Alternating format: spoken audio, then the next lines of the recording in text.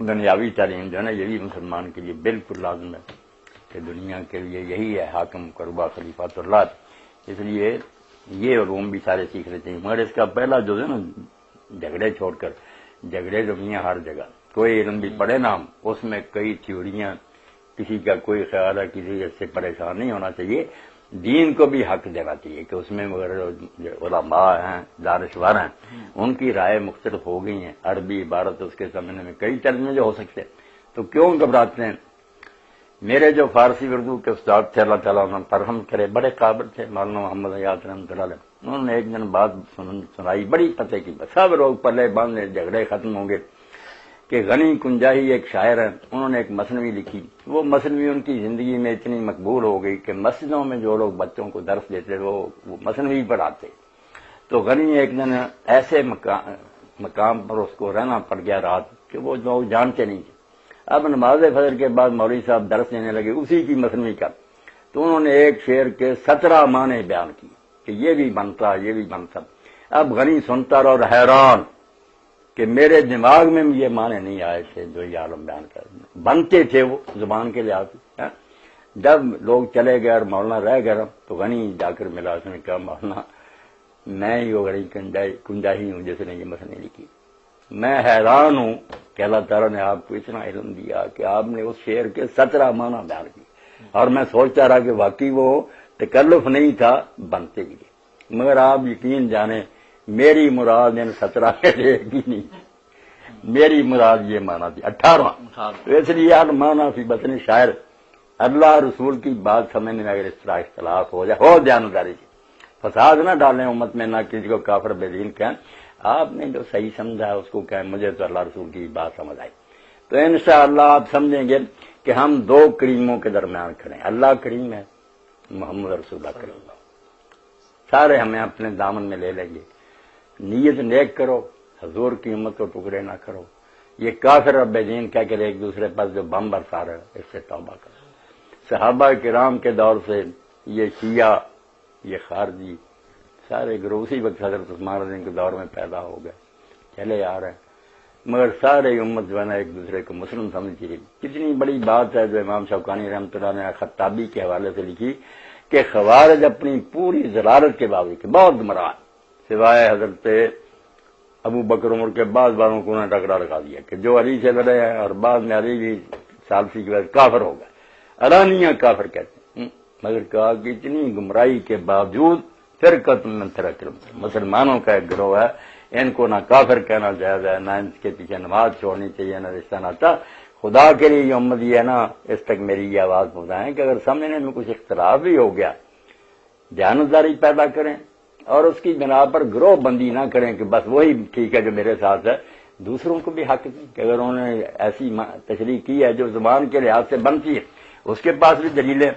تو آپ کیوں جنت کے دروازے پر پہرا دار بن کے کھڑے ہو گئے؟ جنت بہت کھلی ہے اور انشاءاللہ سارے جائیں گے. وَنَزَعْنَا مَا فِي صُدُورِهِم مِّن غِلٍّ، اور جتنے دل میں ہے نا کینے رنج سے اللہ نکال دے گا. یہی سارے بھائی بھائی بن کر بیٹھے ہوئے، چھوڑیں یہ بم برسانے کو اور زائرین کو مارنے کو اور عبادت گاہوں کو تباہ کریں. سب گروہ سے توبہ کریں. حضرت عثمان غنی رضی اللہ عنہ پر اللہ کی بے شمار رحمتیں ہوں کہ جب انہیں گھیر لیا گیا اور وہ نماز پڑھانے سے بھی روک دیے گئے، تو آدمی نے آ کر پوچھا عبید اللہ بن عدی بن الخیار نے کہ ماموں خلیفہ برک تو آپ ہے، آپ کو فتنے والے لوگ مسجد میں نہیں جانے دیتے، اب ان کا آدمی نماز پڑھاتا، ہمارا دل نہیں مانتا کہ ہم ان کے پیچھے نماز پڑھیں. اب کیسا امتحان حضرت عثمان رضی کا، جذباتی ہوتے تو کہتے ہاں ایسے بے ایمانوں کے پیچھے کیا نماز، صرف زبانی برا پڑا نہیں کہا، قتل کے لیے آئے تھے، قتل کر بھی دیا. آپ نے فرمایا نہ عبید اللہ، نماز ایک بہترین کام ہے جو کوئی آدمی کرتا ہے، اس لیے جب وہ اعلیٰ کام کر رہے ہیں ان کے ساتھ ہو، جب وہ برے کام کریں گے مجھے کوئی تکلیف دیں گے اس میں ان کا ساتھ نہ دو. نماز کا کہا کہ نماز نہ ان سے الگ کرنا، پھر کیا ہوا وہ میرے ساتھ زیادتی کر رہے ہیں، نماز تو ایک کم. صحیح بخاری یہ پڑھ. اور امام حسن بصری رحمۃ اللہ علیہ کہہ گئے کہ تو بدعتی کے پیچھے نماز پڑھ والے بدعت، اگر اس نے کوئی بدعت نکال لیا تو اس کا وبال وہ خود ہی قیامت کے دن بھگتے گا، تیرا کچھ نہیں بگڑنے لگا. اور اس کی تشریح میں ابن حجر فرماتے اس وقت بدعتی بھی یہ نہیں تھے جیسے ہم بریلوی حضرات کو کہہ دیتے ہیں کہ یہ بدعت نکالی ہوئی، یہ تو چھوٹی بدعت ہے. کچھ کام ہیں جو ہم کہتے ہیں بیعت ہیں، وہ حسنہ کہتے ہیں، وہ عقیدے کی بیعت ہے کہ کوئی خارجی ہو گیا، کوئی رافضی ہو گیا، کوئی ناصبی ہو گیا، کوئی معتزلہ، ان کے بارے میں کہا کہ بیعتی کے پیچھے نماز پڑھ، اس کی بیعت کا بار اس پر۔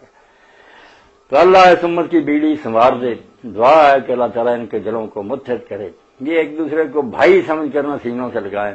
علم سے اگر کسی کو سمجھا سکتے ہیں کہ بھائی تیری بات میرے خیال میں درست نہیں، بس یہ کہیں، وہی نہ مجھے آتی نہ کسی اور، کوئی نہ کہے کہ جو میں کہہ رہا ہوں بس یہی آخری بات، ہو سکتا میری بات غلط ہی۔ کیسی نیک باتیں اللہ کے بندے کہہ گئے، جب ان سے پوچھیں کہ اماموں اتنا جو تم میں اختلاف ہے اس کی حقیقت کیا، وہ کہتے تھے کہ میرے علم کے مطابق میں درستی پر ہوں، میرا جو ہے نا دوسرا مجھ سے اختلاف وہ غلطی پر ہے، مگر ہو سکتا ہے کہ وہ ٹھیک ہو اور میں ہی غلطی پر، امکان اس کا میرے خیال میں میری بات درست ہے اس کی غلط ہے، مگر ہو سکتا ہے میری غلط ہو اس کی درست ہے۔ یہ سارے جو ہے نا بالکل معمولی مسائل ہیں جن کو کفر ایمان کا مسئلہ بنا رکھا۔ خدا کے لیے یار الحدیث اور یہ اہل فقہ اور یہ عادت کہ جیسے حضور نے کبھی رفع یدین کیا کبھی نہیں، یہ جو نہیں کرتے یہ بھی کرنے لگے۔ کس طرح مولانا عبداللہ لکھنوی رحمۃ اللہ دوسروں نے چیخ کر کہا، اور مولانا شاہ کسی نے کہ یار کہاں منسوخ کیا اللہ کے رسول نے رفع یدین؟ اگر بالفرض آپ کے خیال میں کبھی چھوڑا بھی ہے تو سنت کا یہی حال ہوتا ہے کہ سنت جو ہے چھوڑی بھی جا سکتی، کبھی وہ فرض سے نہیں نہ ہوتی۔ اس لیے یہ جو کہتے ہیں کہ بند ہو گیا یہ بھی جھوٹ بول دی، اور جو کہتے ہیں جو نہیں کرتا اس کی نماز بھی غلط ہے، ساری امت کرتی بھی آئی نہیں کرتی آئی۔ سفیان ابن عیینہ رحمۃ اللہ علیہ جو امام ہے محدثین کے، ان کا یہ طریقہ تھا، کسی نماز میں کر لیتے تھے رفع یدین، کسی میں نہیں کرتے، اور میں خود اس طرح کرتا ہوں، مجھے کوئی اس میں ہچکچاہٹ نہیں، نہ کوئی تحفظ ہے کہ رفع یدین سے بھی نماز سنت ہے، چھوڑ دینے میں بھی کوئی حرج نہیں۔ تو خدا کے لیے یہ رسول اللہ صلی اللہ علیہ وسلم کی امت کو پارا پارا نہ کریں، اس کی حالت پر رحم کریں۔ اگر کوئی بیٹا نالائق، ایک باپ کے کئی بیٹے ہوتے ہیں، کچھ بچے اگر نالائق بھی ہوں تو اس کے بیٹا ہونے سے تو نہیں نکل جاتے۔ اسی طرح آپ سمجھ لیں اگر امت میں کچھ گروہ غلطیاں کر رہے ہیں تو وہ نالائق بچے ہیں، مگر وہ حضور کے بیٹے ہیں، ازواج امہات، حضور کی بیویاں مائیں امت کی، حضور والد ہیں۔ تو ایسے امت سے مرحومہ پر رحم کرو، اس کو تباہ نہ کرو۔ ہاں، اللہ کے رسول کا رشتہ خیال میں لا کر کے ان کا نام لیتے ہیں، جو ہندو ہیں، عیسائی یہودی وغیرہ وہ کتنے دور ہیں، وہ معاذ اللہ حضور کو کذاب اور کچھ نہ کچھ بکتے ہیں۔ یہ ایسا تو نہیں کہتے، جانے قربان کر رہے ہیں حضور پر ایک دوسرے سے بڑھ کر، تو کیوں ان بیچاروں کے پیچھے پڑے ہوئے؟ مسلم مانو، سب کا احترام کرو، سب کی کتابیں پڑھو اور ان سے اچھی باتیں لے لو۔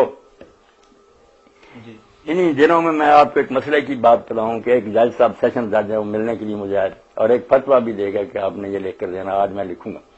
تو انہوں نے کہا کہ ہم جو ہے نا شیعہ حضرات ہم طواف النساء کرتے ہیں، ایک طواف اس لیے سے کرتے ہیں بعد میں کہ عورتیں حلال ہو جائیں، جب تک وہ طواف النساء نہ کیا جائے ہمیں یہی بتایا گیا کہ پھر قیامت تک اس کی بیوی اس پر حرام ہے، اس لیے سنی طواف النساء نہیں کرتے، آ جاتے ہیں۔